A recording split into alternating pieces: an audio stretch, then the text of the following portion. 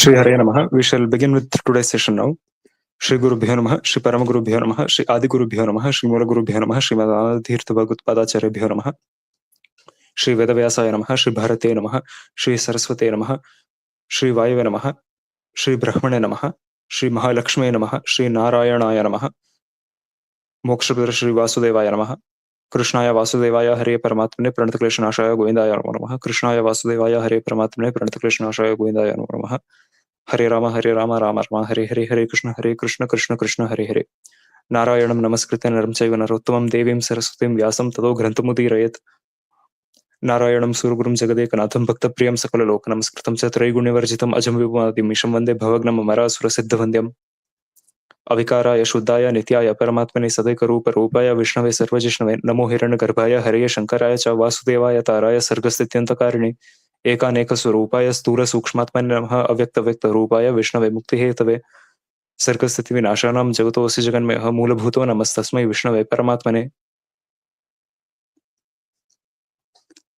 So yesterday we have closed the responses for the first quiz which we conducted, and since there were few queries here and there, and we have decided that we'll first discuss briefly about the questions with which many had doubts and those which went wrong for many.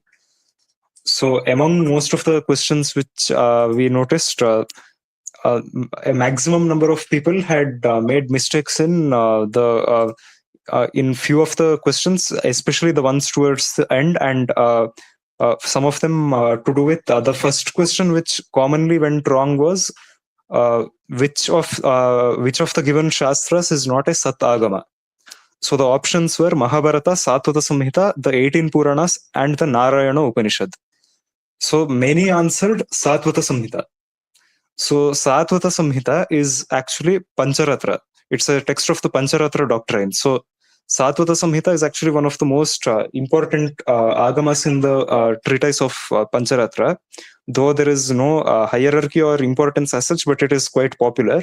And in fact, another synonym for Pancharatra is Satvata. Even the followers of Pancharatra are sometimes referred to as the Satvatas. So here the answer was the 18 Puranas, because only the Vaishnava Puranas or those which are in Samadhi Bhasha and Guhya Bhasha can be accepted as Swataha Pramana. So in the Bhavishya Purana, there is actually one shloka quoted by Sri Madhvacharya from the Bhavishya Purana in his Brahma Sutra Bhashya. So he quotes the shloka which says, Rug Yajuhu Samatharvakhya Mula Ramayanam Tata Bharatam Pancharatram Cha Veda Ityeva Shabditaha Puranani Na Yaniha Vaishnavani Vido Viduhu Swataha Pramanyam Etesham Natra Kinchid Vicharyata.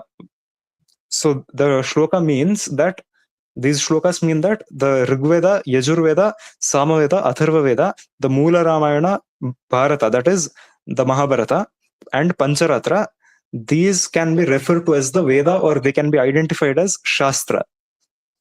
So some additional information which we hadn't covered earlier was when we discussed about the different Shastras, because we hadn't confirmed all these references from their sources. So Shastra is derived from the word Shast, which means to bind or to govern. So Kumarila Bhatta, a Mimamsaka, gives the following definition of Shastra, that is Pravrittirva Nivrittirva Nityena Kritakenava Pumsam Yonopadesha Tat Shastram Abhidhiyate. So he says this in his work known as Shloka Vartika, in the section called Shabda Paricheda. So here, what Kumarila Bhatta defines it as anything which is prescriptive in nature or which indicates pravritti, that is what should be done, or it indicates nivritti, what should not be done, and it is instructed either through eternal words such as the Vedas, which are Apaurushaya and eternal, or even the knowledge in the Puranas also to some extent. The Itihasas and Puranas are though not Apaurushaya, but their knowledge is eternal, or those which have been created by human beings, by persons, or by the rishis or devatas. The Upadesha which we obtain from them, that is known as Shastra. So here, that is why the true terminology of Shastra is The true definition is applicable only to the Satagamas, as said in the Skanda Purana. So the Satagamas are again the four Vedas, Mula Ramayana, Mahabharata, Pancharatra, and all other Shastras which are in agreement with them. And that is why the Bhavishya Purana also mentions the Vaishnava Puranas, but says specifically that those Puranas which are Vaishnava. Now, again, Vaishnava Purana doesn't mean the entire Purana being Vaishnava or oriented to Vishnu, because there are many Puranas which are not completely so. Those sections of a Purana which may be Vaishnava, Brahma, or Shaiva are said to be so, depending on the deity they glorify. So this was a common mistake I noticed. Many people wrote Satvata Samhita, but again, Satvata Samhita is a Pancharatra Agama, so it is a Satagama. But the 18 Puranas, they're not, all the 18 Puranas aren't considered as Satagamas because they're not fully in agreement with the Satagamas. They are either, they're sometimes in Darshana Bhasha also. Many times they are in Darshana Bhasha. So not all of them can be interpreted in Samadhi Bhasha or Guhya Bhasha for that matter. Then another mistake was where there was a mistake in when in the questions regarding what the yamas are and what the niyamas are.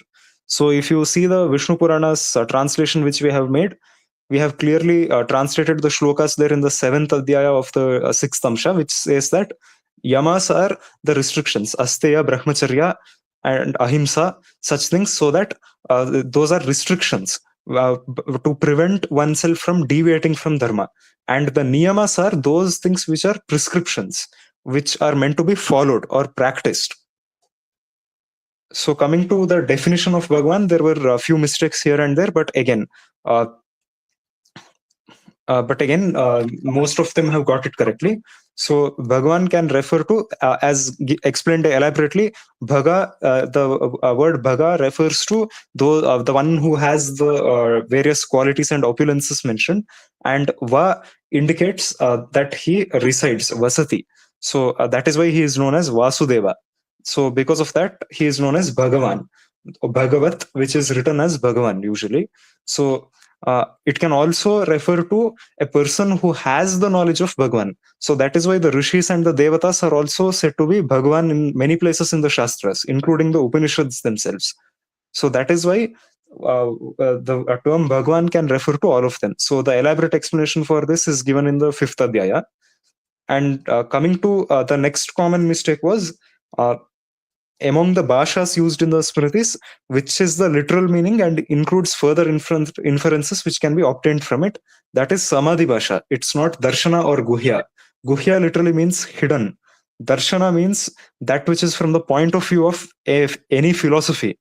So it doesn't mean it is true or is the literal meaning, and it refers to what all conclusions we can obtain and which is correct. So in the Shastras like the Valmiki Ramayana, the Puranas, we will find a lot of places where Darshana Bhasha is used.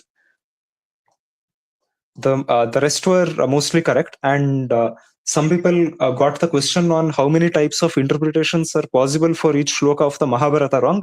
In the beginning of our books, we've written it. We've quoted the shloka quoted by Srimad Acharya from the Skanda Purana. The Vedas have 3 meanings, and the Mahabharata has 10 meanings, and the Vishnu Sahasranama has 100 meanings. So the correct answer is 10. And the last few questions which were very wrong for many people was about the types of bhakti, the stages of bhakti. So as we had discussed in the previous sessions, just the sadharana bhakti is one stage in the beginning without which is not proper bhakti, or without showing the symptoms of actually having proper bhakti. Next one moves on to Pakwa Bhakti with the help of the Shastras and the different practices we have, and from the Agamas and other Shastras. And later, after attaining Aparoksha Jnana, one reaches the stage of Paripakwa Bhakti. It is not Aparoksha Bhakti. So that is why many people made this mistake and wrote the answer as Aparoksha Bhakti. And many people also said that the Valmiki Ramayana can be considered as a Satagama. So again, this is the Valmiki Ramayana itself is not a Satagama. Of course, those parts in Samadhi Bhasha and Guhya Bhasha can be accepted if they are in agreement with the with the other Satagamas, but again, the Valmiki Ramayana itself cannot be considered as a Satagama. So I hope that makes it clear now. So any further queries here? Or Yes, brother. what is it? Yeah, so there was one question that why Sri Vishnu known as Narayana. So in one option it was given his abode in the water. So what does it mean by waters here? And where is it exactly mentioned? That is in the ocean after Pralaya, the ocean outside the universe. Oh, water here means ocean outside the Yes. universe. In the Vishnu Puranas beginning only, in our translation also, in one of the chapters we've quoted the explanation for that, if I remember correctly, in the third chapter. So even in the sixth Amsha's third chapter, we've quoted that in the explanation elaborately, which talks about Pralaya. So the fact is that, as we had explained previously also in one of the sessions, there are more than 100 meanings for the name Narayana, as shown by Sri Vijayendra Tirtharu in Narayana Shabdartha Nirvachanam. So because of that, again, all those meanings are applicable. The most common meaning is, as quoted from the Mahabharata by Sri Vedanta Deshika in the Anushasana Parva, which actually is an Upabrahmana for the Narayana Sukta. There, the definition given is Narajjatani Tattvani Naraniti Tato Viduhu Tanyeva Chayanam Tasya Tena Narayana Smritaha. The Naras, or the different tattvas, are known as the Naras. And because he is their abode or support, he is said to be Narayana. And another definition given in the Vishnu Puranas beginning also, which is the common one actually mentioned in many Shastras and which we've discussed previously, is as said, Apo Narasu Purve Ayanam Tasya Tena Narayana Smritaha, which means that earlier the waters were called Nara, Apo Nara iti Prokta. So, because of that, Tasya Chayanam Purvam, formerly in the ancient times, they were his abode. So, that is why Tena Narayana Smritaha. He is known as Narayana due to that. So, all the meanings are correct actually. Does that Okay, make it brother. clear? Yeah, brother. Thank you. Any more queries? Any queries from all the sessions also till now? Harish Srinivasa Bhrata. Harish Srinivasan. Bhrata, I have question regarding the last question, which you mentioned already about Pakwa Bhakti and Paripakwa Bhakti. Yes. The exact question is that what is the difference between the bhakti after one attains aparoksha jnana and after one attains mukti? Are both the same, or there is Yes, some both are the difference? same. Attaining aparoksha jnana only makes that person eligible to achieve moksha. And once they achieve moksha, they'll remain in that stage only, because our end goal which we need to obtain is aparoksha jnana, and that is paripakva bhakti. So being in something known as Vinishpanna Samadhi, as said in the Vishnu Purana, there are many names for that. So that in that stage we should be there, where we should achieve that stage where we have complete realization of Bhagavan, and we remain in permanent bhakti towards him in all actions that we do. So once we attain aparoksha jnana, no matter how many janmas we take or how we live in the material world, we will always be in the constant process of doing sadhana at all times, and that will continue once we go to Vaikuntha also. Understood, Bhrata. Thank you. Any more queries?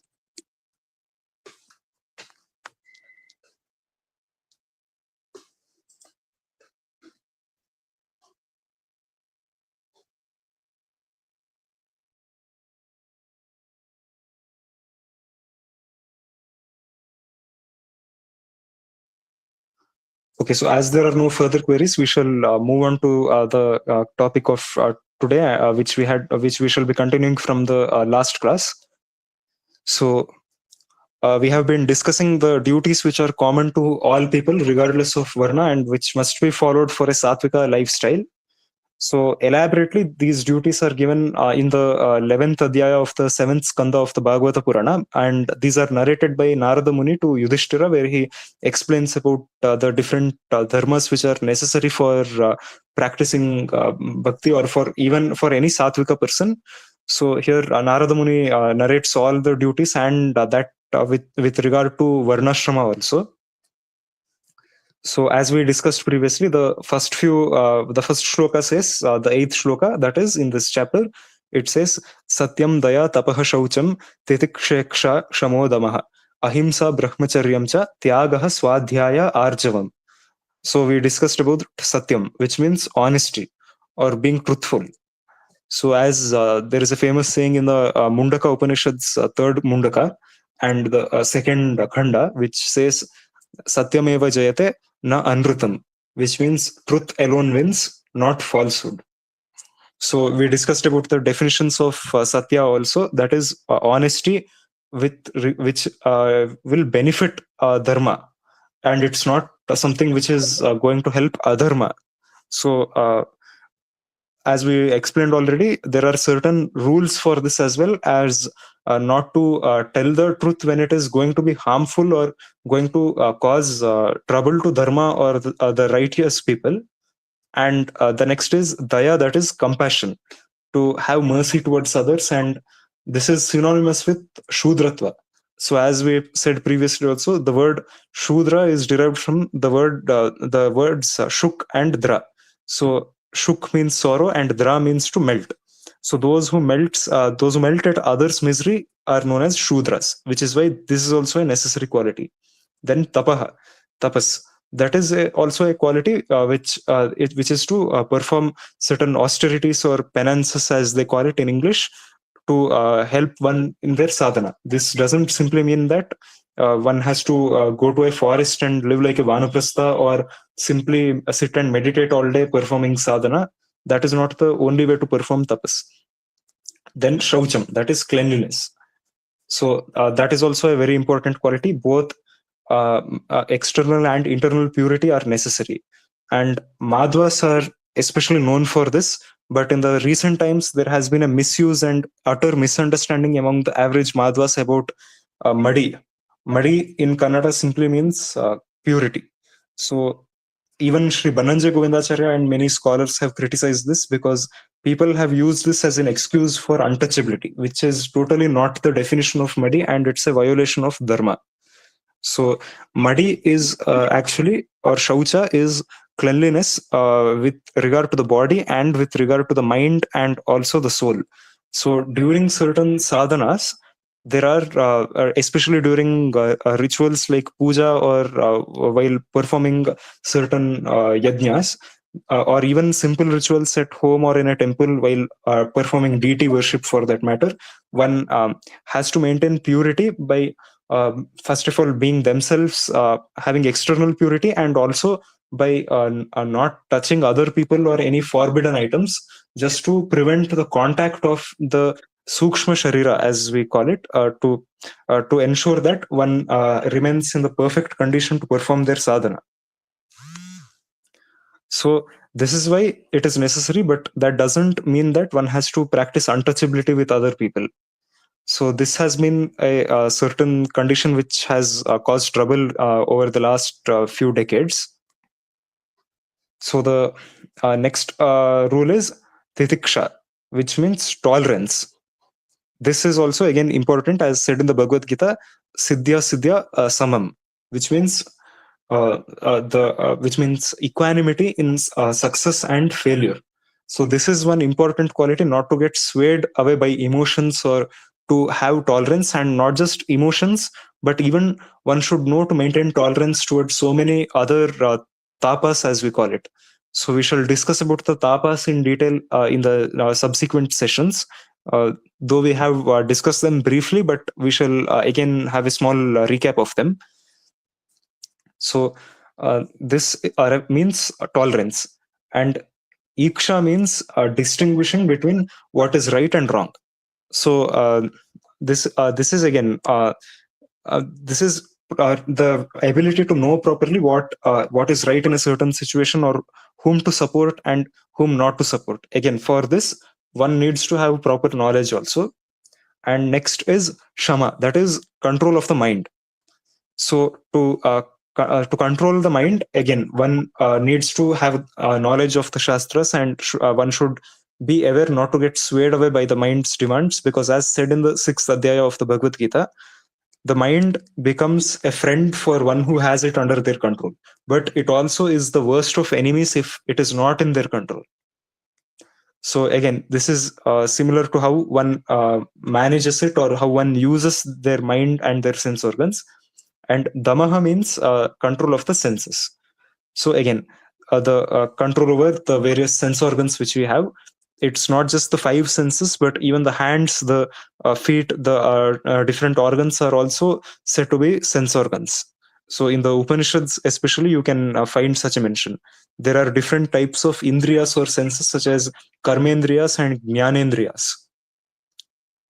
And the next duty is ahimsa, which is non-violence, that is not causing any harm to other living beings unnecessarily. So this comes under ahimsa, and this is actually a very important quality, which is why Bhishma also says in the Mahabharata, ahimsa paramo dharmaha, ahimsa paramo damaha. So he also says ahimsa is ahimsa paramo damaha, which means again ahimsa is also a method of controlling the senses also. It is an achievement. So next, brahmacharya is another duty.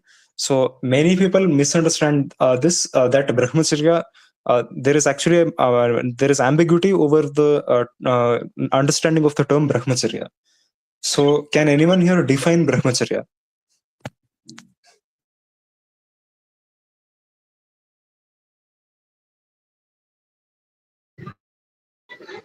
To act on the state of Brahman is called brahmacharya, I think. Yes, that is pretty close. So actually, brahmacharya means going or running on the path of Brahman. So that is basically having Brahman as the goal and focusing on him through one's sense organs, and keeping one's mind and senses under control, so that without abstaining from deviating from this rule.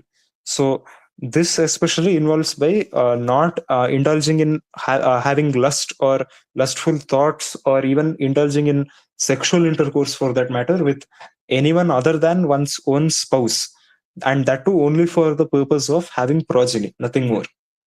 So that is the way one has to maintain brahmacharya. Now among the brahmacharis, there are actually two categories. One is the Naishtika brahmacharis, and the second are the Upakurvana brahmacharis. So these are all elaborately mentioned in the Yajnavalkya Smriti and some parts of the Mahabharata also. So the Naishtika brahmacharis are those who remain in the ashrama of brahmacharya once they start their education, and remain in that for the rest of their life. They do not become grihasthas or get into vanaprastha or sannyasa, or they may directly get into sannyasa. So such people are called bala sannyasis, those who become sannyasis without progressing through the right age or the right ashramas, the stages of life. So the four stages of life are brahmacharya, grihastha, vanaprastha, and sannyasa. So sannyasa basically means sat nyasa. So it is actually elaborately explained in the Bhagavad Gita's second and third adhyayas. So one can refer to that for a detailed explanation. It need not simply mean, when we refer to the ashramas of sannyasa, it refers to those who live the life of an ascetic, or a monk. And but nonetheless, sannyasa can be practiced otherwise also in any ashrama, if the person has aparoksha jnana, or is in the process of having proper jnana, and can differentiate between leading a material life and also not getting attached to any of the material senses or objects. So moving on, this is how brahmacharya is supposed to be maintained. And contrary to what people might propagate, brahmacharya is not a duty for only men or only dvijas in general. It is a duty for everyone, as shown in pramanas like these also.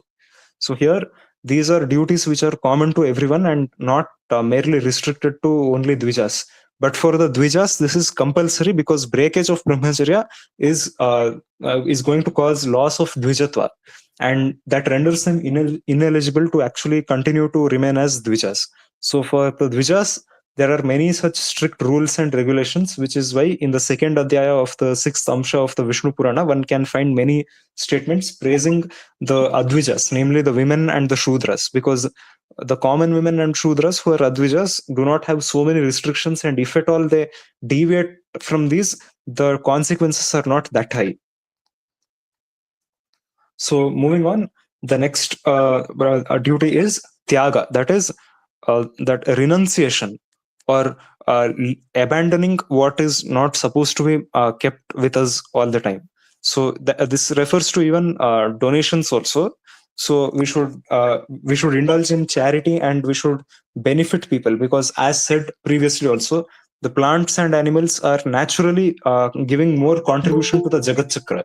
So because of that, they are in the process of committing more punya than papa, and that is why they won't have severe consequences and they will keep on getting a higher and better birth.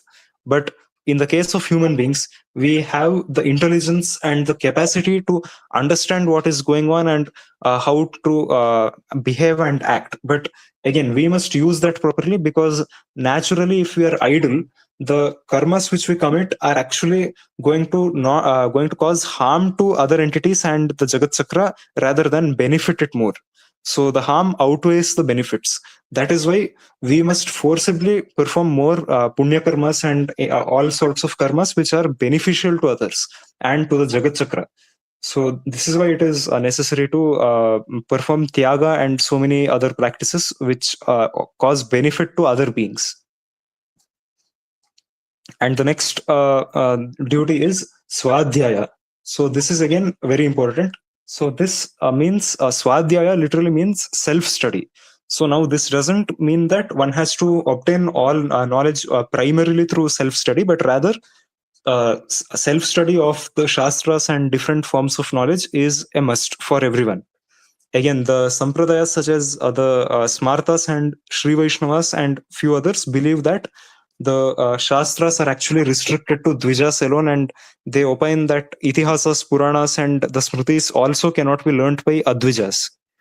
So this is one very prominent place where we Madhvas totally disagree with them, because as we have seen, the knowledge of the Shastras is a must for attaining Aparoksha Jnana. That is to obtain Agamotta Jnana, and which subsequently leads to Vivekotta Jnana. So this is why it is a must, and the other pakshas are wrong here. So therefore we need to actually ensure that everyone who deserves the knowledge gets the knowledge. So to obtain that, swadhyaya is also necessary. So one has to obtain knowledge primarily through a guru or a proper source, but at the same time they must put in their efforts of swadhyaya and must also continue their studies of the shastras and especially the philosophical works, and also other forms of knowledge which are going to be helpful, which such as the different sciences which have been there since ancient times and which we practice today even for our occupations. So all of these are again necessary. So all this comes under swadhyaya. And now the shastras themselves are clear actually, that in many places, such as if you see the Vishnu Sahasranama, the very first sarga of the Valmiki Ramayana, and even the Bhagavata Purana in the first skanda, fourth adhyaya, 25th shloka, where it is said, Sri Shudra Brahma Bandhunam Trayina Shruti Gocharaha Kripaya Munina Kritam Iti Bharatam Akyanam, which means that Vyasadeva wrote the Mahabharata primarily to provide the same knowledge of the jnana which is required to achieve Bhagwan, so that the people who are not eligible to learn the Vedas can obtain the same knowledge without having to study the Vedas. So this is why the Mahabharata and the Itihas and other Itihasas and Puranas were primarily written for the purpose of Advijas and to grant them that same knowledge which they cannot otherwise obtain from the Vedas. So this is why Swadhyaya is also necessary, and again learning the Shastras is for all those who require it. The next quality is Arjavam. So Arjavam means straightforwardness. This is again an important quality. One has to be straightforward in all their actions and not to deviate or be crooked. So This is one quality which is the lakshana of a satvika person, and it is also a lakshana of honesty. So this is again very necessary. One should not indulge in simply pretending or pretending to do something and not actually follow that just for the sake of their personal benefits or for some other reasons, as long as they can easily be straightforward. And of course, now this doesn't mean that one has to be very straightforward in all situations, or when dharma is threatened by that, or when it causes too much of an inconvenience. Because again, in many cases, as we discussed, being honest doesn't actually mean saying the truth as it is, because it should also be favorable to dharma. So through all our actions, we must ensure this is taken care of. So the next duty is santosha. Santosha means satisfaction. So one must learn to be satisfied, and one must not get swayed by emotions again. So only if one is in a satisfied state, one can actually be the most efficient in all their actions. So this is why again equanimity is a vital quality, as said in the Bhagavad Gita repeatedly. So again, to achieve this, one does need Bhagwan's grace also, and needs to keep performing sadhana, and needs to chant his names at least, and do simple practices. This is a minimum required to achieve that. So samadrik seva. So rendering service to people by seeing them equally. So one should not be biased or biased towards few people while rendering service, which would be discrimination. So again, there are many people who think so, and there are certain people who claim that in today's times especially, one can find many such people who say that we are brahmanas, so we deserve to be given service by everyone else, but they themselves do not have the lakshana of a brahmana in the first place. And many of them, first of all, if a brahmana has an income in the first place, a source of income as such, they are at least kshatriyas or vaishyas. This is said by Bhishma himself in the Mahabharata, and the Dharma Shastras are also clear, because to practice Brahmana Dharma is not any easy thing. So in this same chapter of the Bhagavata Purana, subsequently, there are a mention of the various qualities of people of different varnas.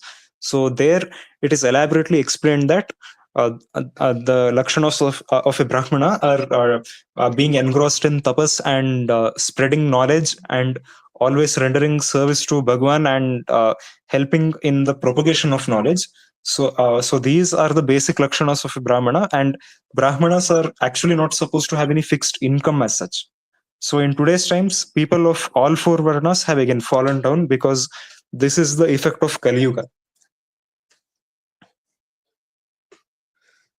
So any questions still here?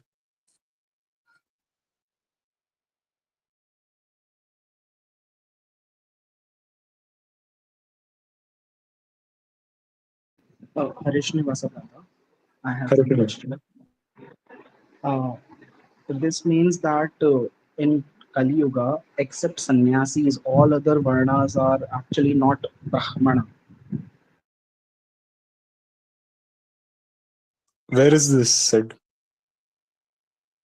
No, you just said no, that everyone who has a source of income cannot be considered a Brahmana. So that would only, I mean, only sannyasis would be able to meet that criteria as such. Nothing like that. Even there are certain people who are able to do that, but again, they do not become very rich or get the chance to lead a comfortable life. So there are people who are still doing that. The main thing is that they should live on donations given by others, and others also should be generous enough to give high donations to them. But again, they must also have the proper lakshanas of a brahmana, because apatradana should not be done. So that is a wrong charity, or giving charity to the people who do not deserve it. So one should be careful about that also.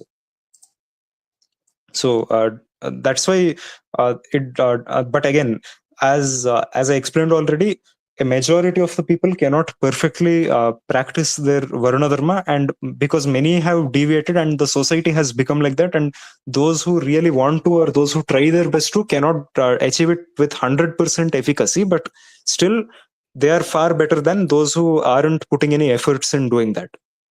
So again, it is possible to a certain extent. It's not going to be perfect in Kali Yuga. That's why the ultimate option for everyone is to chant Bhagavad Nama, because this is the simplest of all sadhanas and is also going to be the most beneficial. And in Kali Yuga, it is the easiest compared to all other sadhanas which are no longer suitable for us.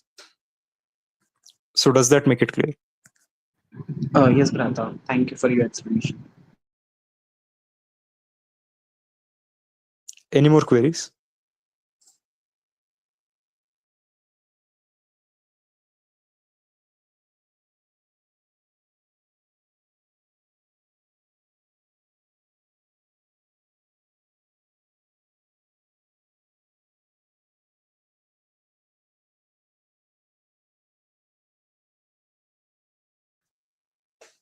So moving on, the next duty is Gramya Iha Uparamaha. That is by abstaining from certain enjoyments.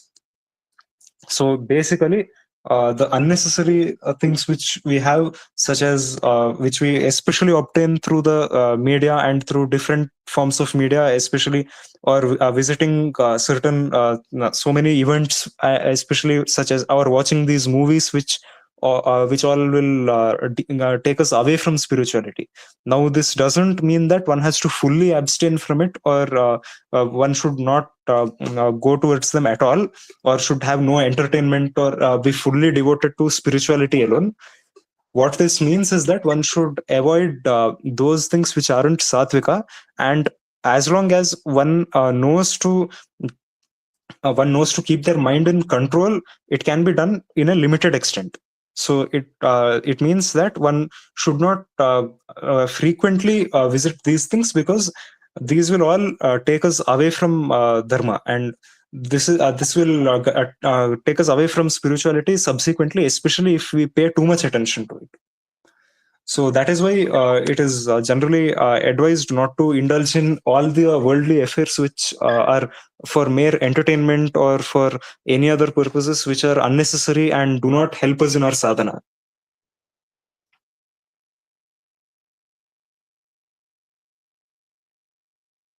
So then further duties are, that is, these are the basic duties. The further duties differ among the various of the people of various varnas. So,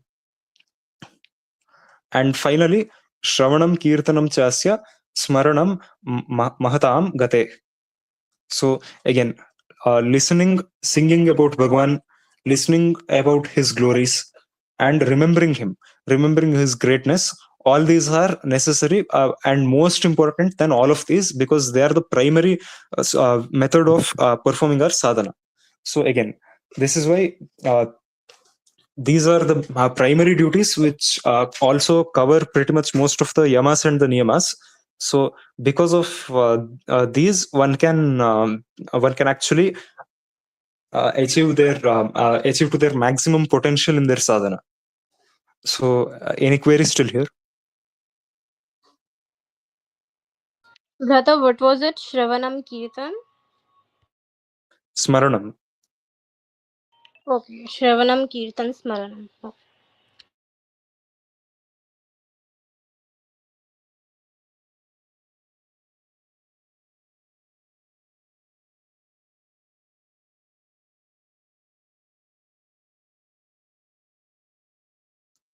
Does eating restricted vegetables and foreign travel considered as loss of brahmacharya, or the intent behind what we eat or where we travel determines loss of brahmacharya?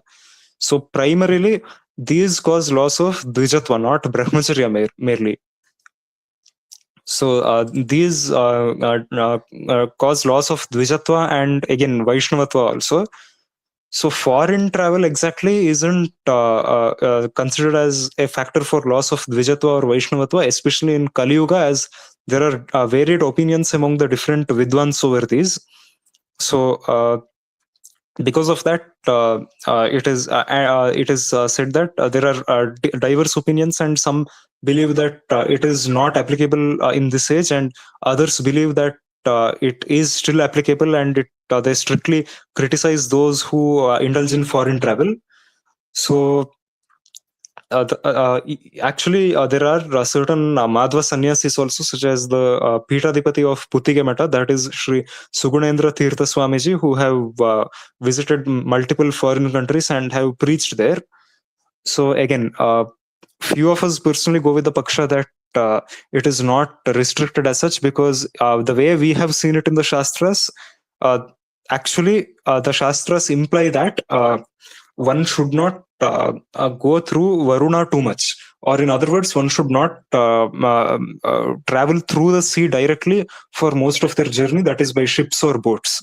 So, especially in today's times, going by planes is usually considered as not even relevant to the conditions for causing loss of dvijatva.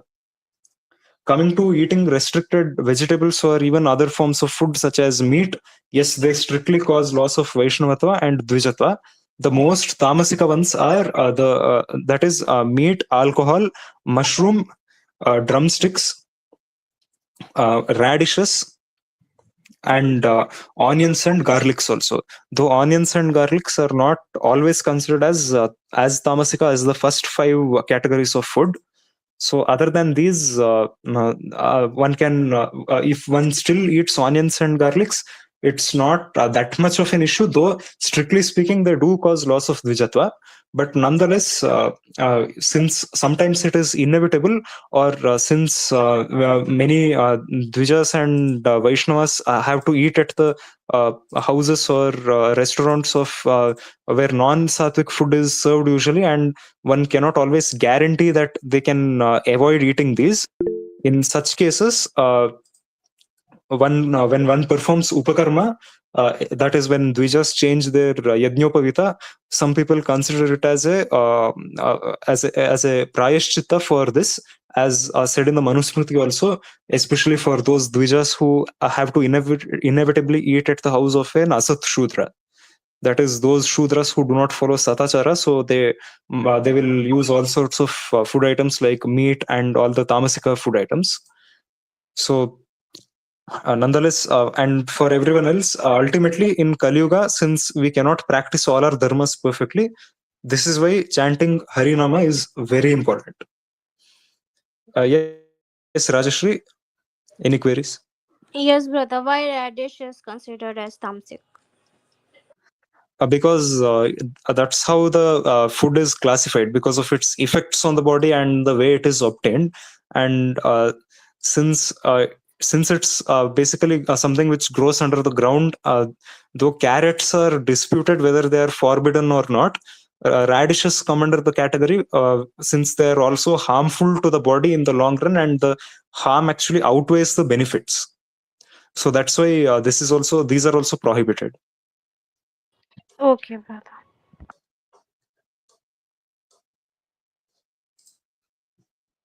Any more queries?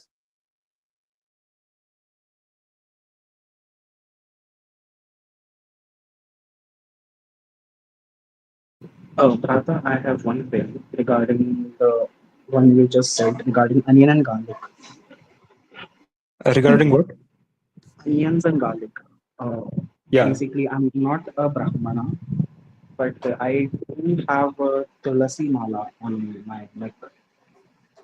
Yes. Sometimes I do have to eat at outside restaurants where, though although I from my end I do assure that the food that I get is sattvic, it doesn't contain onion and garlic, but still I cannot be 100% sure. So does that cause any harmful effect or has any consequence as such? See, again, it depends on the intention, and as much as possible, first of all, for maintaining satachara properly, one should ensure that, first of all, ideally, we should have the food obtained only through offering it to Bhagwan as Naivedya through the rituals of the Pancharatra philosophy. And or we should have food at a Pancharatrika's house. So now again, in this age especially, it's almost impossible. So especially for those who aren't sannyasis or brahmacharis at a gurukula or elsewhere, or those who are full time in such association, it's next to impossible. So again, we'll have to inevitably do that. But again, one should try to avoid it as much as possible. The first preference one should give is to the food obtained through the that is which has been offered to Bhagavan as Naivedya through the rituals of Pancharatra. The next food would be cooked by any person having slight sadachara or with good intentions. And further would be food cooked at restaurants and such places where, especially in today's times, none of the food there is sattvic or cooked with the intention of actually benefiting the person. If you think about their intentions, they would obviously want you to have trouble cooking food yourself or having good food. That is what their intention will be while cooking it, so that their business increases, or that your family members will be ill or something, due to which inevitably you will have to end up eating food at a restaurant.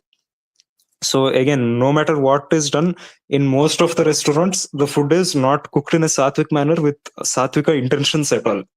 So here itself the problem starts. But again, as said already, as much as possible one should avoid it, and whenever it's inevitable, it's when one should consume it, and should try to avoid consuming onions, garlics, and all the, one should strictly avoid the prohibited ingredients. Along with that, one should also try to avoid onions and garlics, and while avoiding these, one should ensure that if at all one is worried that they may accidentally would have consumed it due to frequent usage of those ingredients and not having any other options to eat.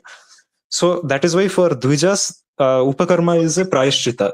For advijas, it is there is no specific prayashchita as such. But again, for those who are dikshita Vaishnavas, chanting Bhagavad Nama should help, and one should slowly try to cut down all these habits of eating at such places where there is suspicion of such tamasika ingredients being used in the food items. So does that help? Yes, Bharata, understood. Thank you. Any more queries? So, Brata, is there any mantra we should recite before we start eating? Yes, shlokas are there. We've given that in our Vaishnava handbook on our website, and which we've shared previously in our Telegram groups also. That elaborately mentions all the rituals which are necessary to be followed for daily prayers and sadhana and for one's lifestyle. So there's one section in the first chapter mentioning offering of food. So there one can check it out. Okay, Brata. And what about before we go to sleep? Is there any mantra for that also there? Not really, but again, it's a good idea to chant the shloka Kayana vacha manasendrirva buddhyatmanava anusta swabhavat karomi yadyat sakalam parasmai narayana yati samarpayami. So that is the shloka ideally used to end the day. So that is Where is also it written, used Brata? for, that's from the Bhagavata Purana and quoted by Srimad Acharya in Sadachara Smriti. It's in the same handbook which we've published. Okay, Brata. Thank you. That's actually used for ending most of the rituals or prayers which we perform, just so to remind us that whatever we have done, may it be an offering to Bhagwan, so that he'll handle the results of them and ensure that we get the best. Okay, Brata. Thank you. Any more queries?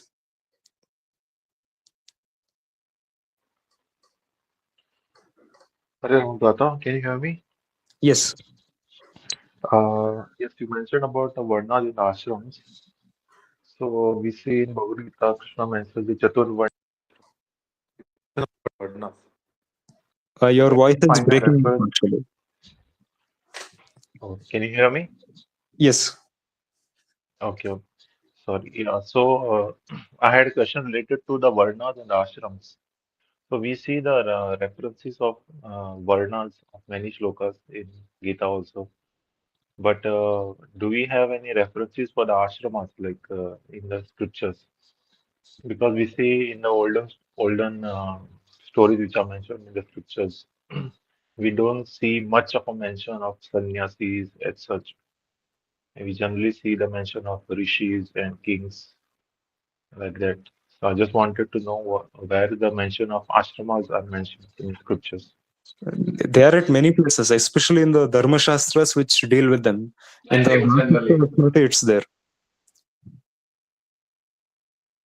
In the Vasishta In the Dharma, Smriti, what did you say? yeah, in the Dharma Shastra, you said. Yes.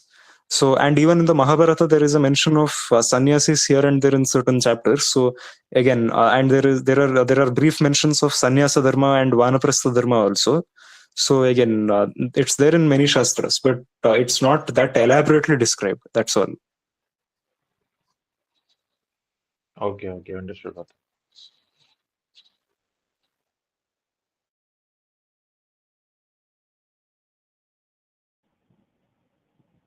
The Manusmriti describes the different ashramas. Yes, Manusmriti also elaborately describes many things. Yes, all the samskaras that are there, and very elaborately it describes the duties of a grihastha. So one can refer to the Manusmriti. Yes, that's also a good reference, but again, that may be sometimes too huge for some people. So I'm not sure if everyone would be okay with it. But yes, that is also a good source. Yeah, But the that's true. Manusmriti, I think, Actually, is reading the entire Ramayanam, you will get some idea about uh, all the different stages, because Rama went through all the stages, no, from birth to final departure to Vaikuntha. So the entire Ramayanam is like a travel through the various ashramas. Yes, but he did not become a vanaprastha or a sannyasi. He remained a grihastha only towards the end also. Yes, but there are references, other stories where it's mentioned. So Yes, that one is. one full reading of the Ramayana will give you some idea. That's what I meant. Yes, that is true. Any further queries?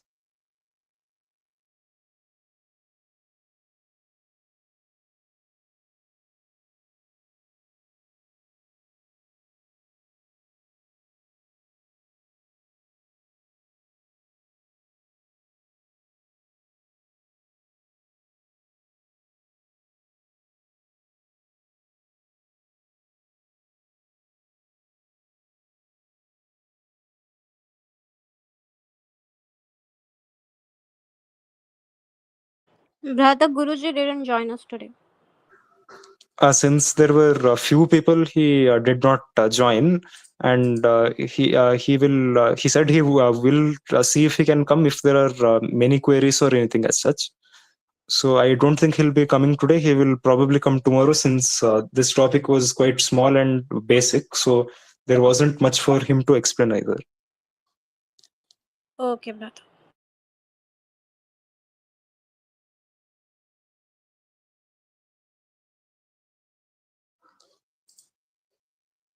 So any further queries till now? So if there are no queries, we'll continue it a little bit and conclude for today. So moving on, finally after all these shlokas, it is said, Nrinam ayam paro dharmaha sarvesham samudahritah trimshal lakshanavan rajan sarvatma yena tushyati.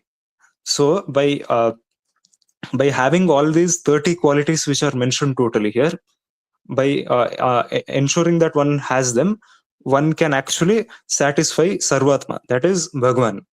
So he is satisfied by having all these qualifications, and again, so to achieve them, we need to keep putting our efforts. We cannot simply think that this is difficult and it is impossible or anything. We should not have that mentality, especially since in today's times it is very tedious to actually achieve all of these. But nonetheless, we should keep putting our efforts, and we will surely reach there. And that's why these are the basic protocols of how one this is a summary of what all we should practice, and as elaborately described in the shastras, and how one should actually ultimately use these methods to achieve Paramatma's anugraha. So, any further queries?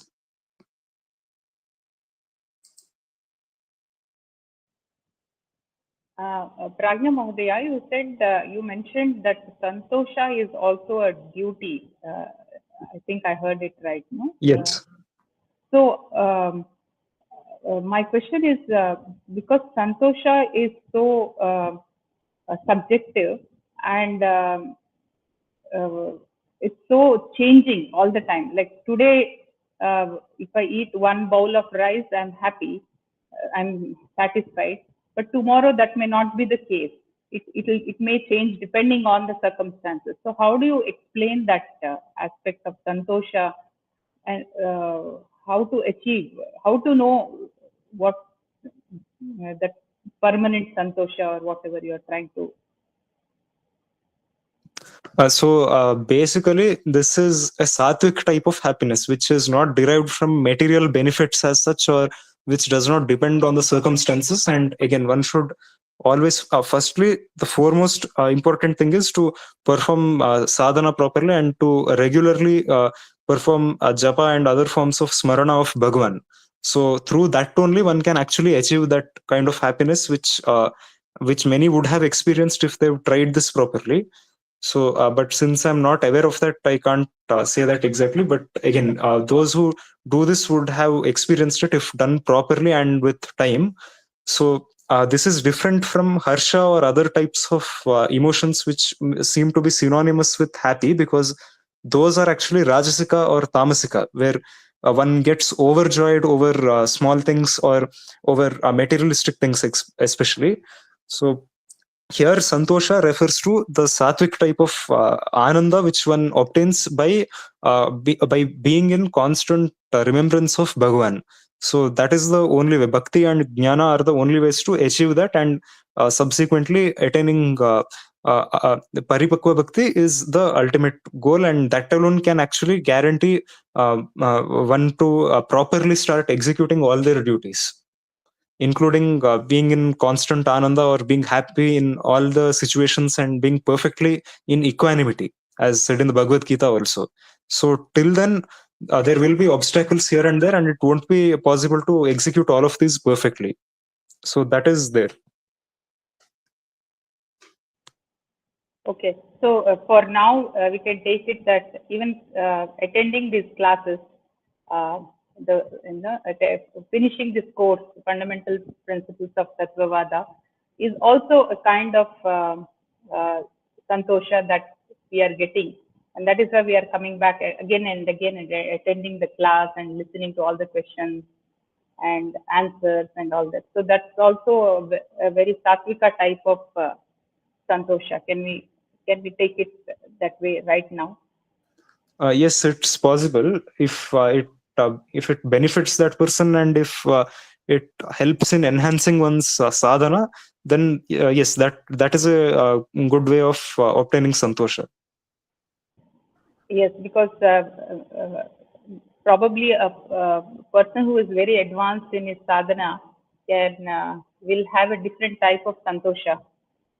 For now, maybe we can take that whatever happiness is we are deriving from this classes and reading these shastras is the actual santosha. Yes, We that can can take, be considered. yeah. Okay. Thank you, Pragna. Brother, may I know what was the average score in the last test? It was 19 out of 25. Most of them scored that much. Okay, brother, thank you.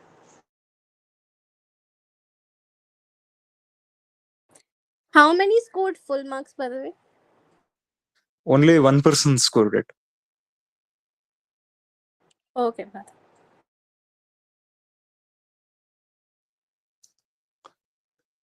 So if there are no further queries, we'll end here for today, and tomorrow we shall continue with more of these related topics.